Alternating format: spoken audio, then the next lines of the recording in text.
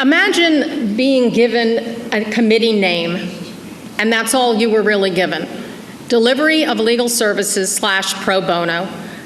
I mean, I consider myself a fairly sharp person, but I have to tell you, I had days and days, ask Jesse, of angst. What am I supposed to do with this committee? I'm serious. What am I supposed to do? What does this mean? It doesn't mean that I'm going to tell you, Heiger, how to deliver your legal services. It's not going to tell you that you ought to have a different model and you're going to only charge so much. The word pro bono was a clue.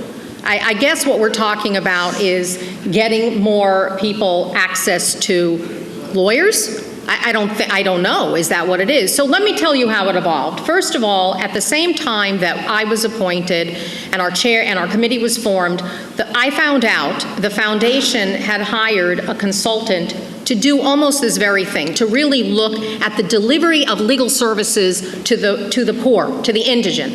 And they were doing it through their existing system, which is legal aid. So they kind of had that covered. And I have to tell you that I was happy about that because I thought that was a piece that we didn't have to deal with, because I have a particular bias, and that bias is that 85%, which of course includes the indigent, but so many more people that cannot afford legal services. What does that mean to you when I say legal services? One of the things I learned, and that my committee has embraced, is legal services does not mean access to a lawyer. We are not trying to find out how everybody can afford a lawyer. So what we did was, and I made this recommendation because I wanted the perspective to change. So we call it now, instead of delivery of legal services / pro bono, it is now called access to legal services. And the bar was kind enough to hire a consultant for us, a national expert, because I have to tell you that without that national expert, I wouldn't be sitting here today with an action plan that we had in 2014 of April of 2014, or one that we are currently working on, a piece of it, which is called the short-term action plan. There is no way. I'd still be studying all of the treatises and the articles and the forums and everything that I have been getting almost daily from all angles, the blogs and all of that.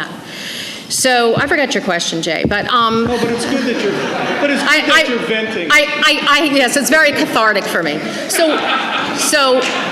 but I just have to tell you that how it is so difficult to figure out what our committee was originally going to do, and there were so many different perceptions of what we should be that I've already had 2 people resign in the last 2 days. 2 very prominent people have resigned because they informed me that they don't think that this committee is going in the direction they originally envisioned. Now, there are about 15 people on the committee who are still hanging in there.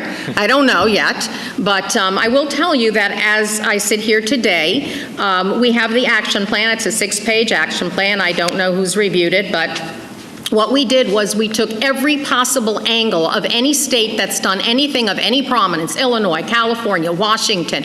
We took concepts, I don't even know what they meant, stratification, triage portal, navigators, things that you wouldn't even think about. We're not just talking about somebody coming in and talking to you. We're talking about the ability of someone to go into court and get some kind of legal service. Well, in the meantime, now we're going to have, which I think is a great idea, we're going to have a summit. We're going to have more access to Justice Commission, which is really where everything gets kicked off in these other states.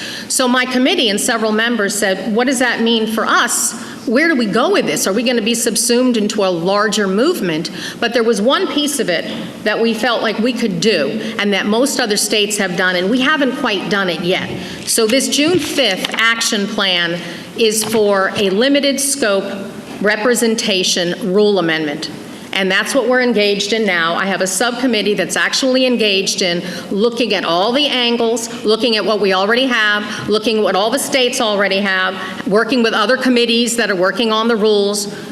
And that piece of it, we're going to absolutely come out, hopefully in September, October, we're going to come out, we're going to present it to you. That piece of it we're doing, but I feel we're a little on hold until we figure out what we want to do on an access to justice model.